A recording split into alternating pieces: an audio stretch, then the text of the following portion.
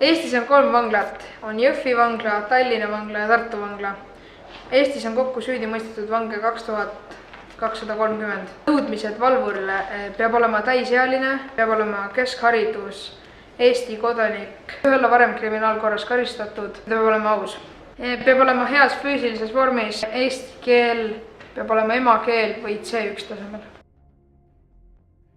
Kontaktiisik hindab vangide senise elu ja tegemise põhjal riskid ning otsustab, millega vang karistuse ajal tegeleda tohib. Näiteks osalema sotsiaalprogrammides, omandama haridust ja nii edasi.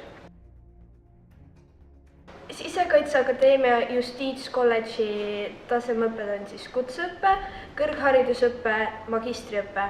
Relvastatud üksus osaleb eriti ohtlike ülesannete täitmisel, massiliste korrastuste tõkestamisel, pantvangi võetud isikute vabastamisel, vangla vastu suunatud rünnete tõrjumisel ning ametiabi korras avaliku korra tagamisel.